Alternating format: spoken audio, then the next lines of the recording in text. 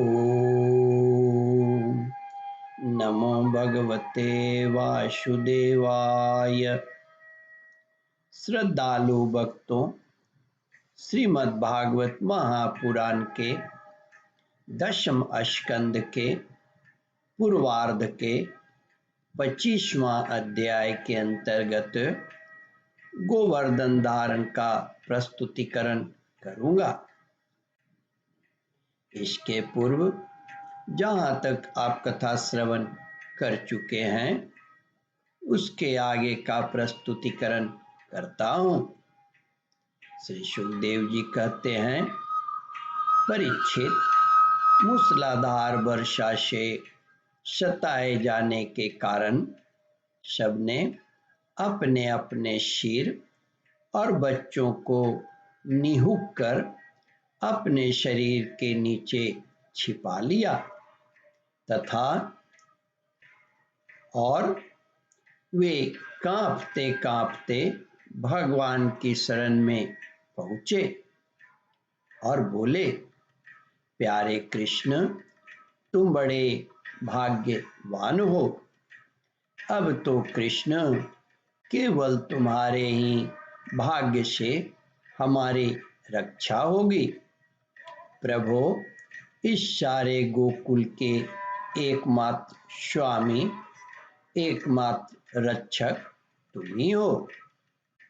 भक्तवत्सल, इंद्र के क्रोध से अब तुम ही हमारी रक्षा कर सकते हो। भगवान ने देखा कि वर्षा और ओलों की मार से पीड़ित होकर सब बेहोश हो रहे हैं। वे समझ गए कि यह सारी करतूत इंद्र की है। उन्होंने ही क्रोधवश ऐसा किया है। वे मन ही मन कहने लगे, हमने इंद्र का यज्ञ भंग कर दिया है। इसी से वे ब्रज का नाश करने के लिए बिना ऋतु के ही यह प्रचंड वायु और ओलों के साथ घनघोर वर्षा कर रहे हैं। अच्छा, मैं अपनी योग माया से इसका भली भांति जवाब दूंगा। ये मूर्खतावश अपने को लोकपाल मानते हैं। इनके ऐश्वर्य और धन का घमंड तथा अज्ञान में चूर चूर कर दूंगा। देवता लोग तो सत्व प्रधान होते हैं। इनमें अपने ऐश्वर्य और पद का अभिमान न होना चाहिए। अतः यह उचित ही है कि इन सत्वगुण से च्युत दुष्ट देवताओं का मैं मानभंग कर दूं। इससे अंत में उन्हें शांति ही मिलेगी।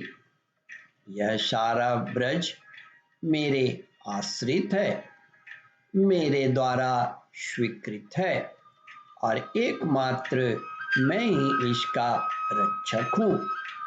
अतः मैं अपनी योग माया से इसकी रक्षा करूँगा।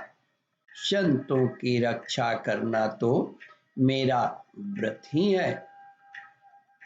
भगवान कहते हैं, जो केवल एक बार मेरी शरण में आ जाता है और मैं तुम्हारा हूँ इस प्रकार याचना करता है, उसे मैं संपूर्ण प्राणियों से अभय कर देता हूँ।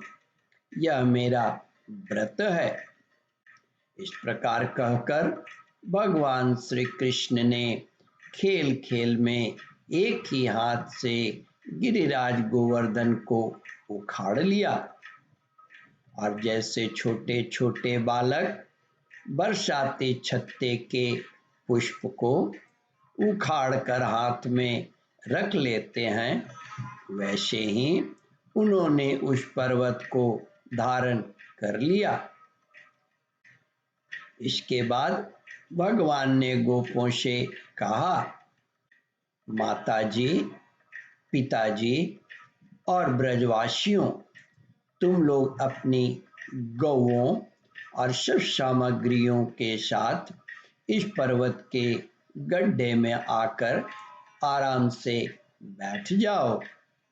देखो, तुम लोग ऐसी शंका न करना कि मेरे हाथ से यह पर्वत गिर पड़ेगा। तुम लोग तनी भी न डरो। इस आंधी पानी के डर से तुम्हें बचाने के लिए ही मैंने यह युक्ति रची है। ओम परमात्मने नमः। श्रद्धालु भक्तों, इस कथा को ध्यान पूर्वक श्रवण, मनन और इसका चिंतन करें। इस कथामृत का रसास्वादन अपने बंधु बांधवों को भी करावे। इस वीडियो को शेयर और सब्सक्राइब करें। ओम परमात्मने नमः।